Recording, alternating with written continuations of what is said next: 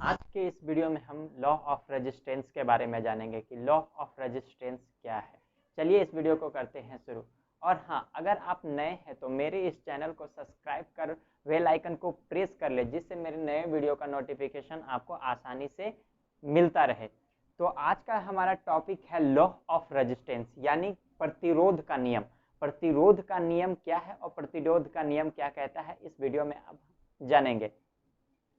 मान लेते हैं कि हमारे पास एक कंडक्टर है।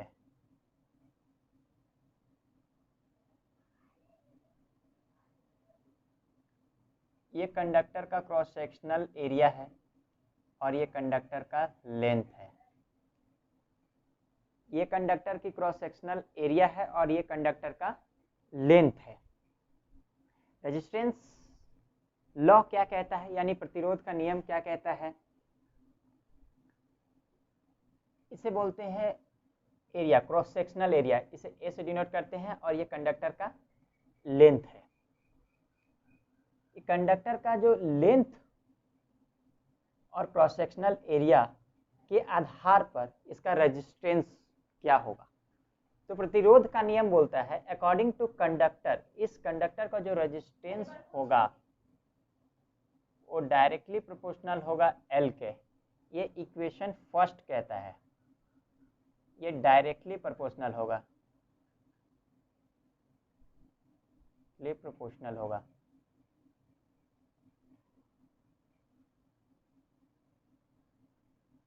डायरेक्टली प्रोपोर्शनल, ये इक्वेशन 1 कहता है। इक्वेशन 2 कहता है कि इसका जो रेजिस्टेंस होगा वो इन्वर्सली प्रोपोर्शनल होगा क्रॉस सेक्शनल एरिया के, इन्वर्सली प्रोपोर्शनल होगा।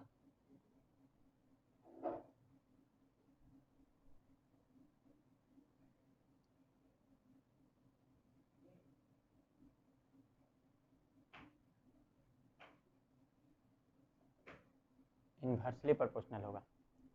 अगर हम इन दोनों इक्वेशन को मिला देते हैं तो क्या होगा? अगर हम इन दोनों इक्वेशन को मिलाते हैं तो जो रेजिस्टेंस होगा वो डायरेक्टली प्रोपोर्शनल होगा लेंथ और इन्वर्सली प्रोपोर्शनल होगा एरिया के। अगर हम इस प्रोपोर्शनैलिटी के साइन को अगर हम हटाते हैं तो इसके जगह पे हम एक कांस्टेंट रख सकते हैं। कांस्टेंट एक इक्वल और एक कांस्टेंट रख के हम इसे प्रोपोर्शनैलिटी के साइन को हटा सकते हैं। यहाँ कांस्टेंट क्या होगी? रोहो, एल बाई ए। ये रोहो क्या है? ये विशिष्ट प्रतिरोध है। विशिष्ट प्रतिरोध, विशिष्ट प्रतिरोध को इंग्लिश में हम लोग स्पेसिफिक रेजिस्टेंस कहते हैं। रेजिस्टेंस, स्पेसिफिक रेजिस्टेंस को रोहो से डिनोट करते हैं और इसकी जो यूनिट होती है वो ओम इंटू मीटर होती है। ओम मीटर इसकी यूनिट होती है। तो ये इक्वेशन क्या इस इक्वेशन से निष्कर्ष क्या निकल रहा है? ये इक्वेशन क्या कहता है? तो ये इक्वेशन ये कहता है कि लेंथ को अगर हम बढ़ाते हैं तो रेजिस्टेंस भी बढ़ेगा। अगर हम क्रॉस सेक्शनल एरिया को बढ़ाते हैं तो भी क्रॉस सेक्शनल एरिया को बढ़ाएंगे तो रेजिस्टेंस घटेगा। According to law of resistance, law of resistance कहता है कि किसी भी कंडक्टर का अगर हम लेंथ को इंक्रीज करते हैं तो उसका रेजिस्टेंस भी इंक्रीज करेगा। अगर उसके क्रॉस सेक्शनल एरिया को हम इंक्रीज करते हैं तो इसका रेजिस्टेंस डिक्रीज होगा। ये इसकी स्पेसिफिक रेजिस्टेंस की ओम मीटर यूनिट कैसे होती है? अगर हम यहां रोहो एल बाई ए, रोहो को इसी जगह पे रहने दे, अगर हम इसे इधर लेकर के आते हैं तो R into A by L होती है। रोहो इज इक्वल टू आर, यहाँ यहाँ जो है वो आर रेजिस्टेंस है, तो रेजिस्टेंस का यूनिट ओम होता है और क्रॉस सेक्शनल एरिया का जो यूनिट होता है वो मीटर स्क्वायर यानी एम स्क्वायर, और लेंथ का यूनिट मीटर में होता है। अगर मीटर को मीटर से अगर हम कट करते हैं तो रोहो इज इक्वल टू यहाँ ओम इंटू मीटर आ जाएगा। इसे हम लोग रजिस्टिविटी बोलते हैं, टीवीटी यानी प्रतिरोधकता।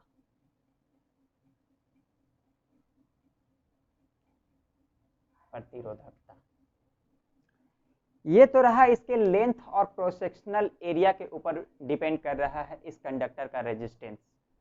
सिर्फ लेंथ और क्रॉस सेक्शनल एरिया पे ही रेजिस्टेंस डिपेंड नहीं करता है, वो टेम्परेचर और मटेरियल यानी कि इसके रेजिस्टिविटी प्रतिरोधकता पे भी वो डिपेंड करता है। अगर कोई मेटल का कंडक्टर है, ये मान लेते हैं कि मेटल का कंडक्टर है, तो मेटल का कंडक्टर में टेम्परेचर को इंक्रीज किया जाए तो रेजिस्टेंस भी इंक्रीज होगा। ये सेमीकंडक्टर है, अगर सेमीकंडक्टर में टेम्परेचर को हम इंक्रीज करते हैं तो रेजिस्टेंस क्या होगा कि डिक्रीज करेगा, और इसका रेजिस्टेंस इसके रेजिस्टिविटी पे भी डिपेंड करता है कि अगर किसकी प्रतिरोधकता कितनी है। अगर किसी मटेरियल की प्रतिरोधकता अधिक होगी तो उसकी विशिष्ट प्रतिरोधकता भी अधिक होगी। ये लॉ ऑफ रेजिस्टेंस यानी प्रतिरोध का नियम कहता है। आज के हम इस वीडियो में जाने कि लॉ ऑफ रेजिस्टेंस क्या है। लॉ ऑफ रेजिस्टेंस ये कहता है कि अगर लेंथ को इंक्रीज करें तो तो इसका रेजिस्टेंस भी इंक्रीज होगा, अगर हम क्रॉस सेक्शनल एरिया को इंक्रीज करते हैं तो इसका रेजिस्टेंस डिक्रीज होगा। आर डायरेक्टली प्रोपोर्शनल एल और R inversely proportional cross sectional area के होगा, और रेजिस्टिविटी का यूनिट ओम मीटर होता है, और ओम मीटर कैसे आता है इससे भी मैंने आपको इस वीडियो में बताया। हम कुछ और टॉपिक्स को नेक्स्ट वीडियो में देखेंगे।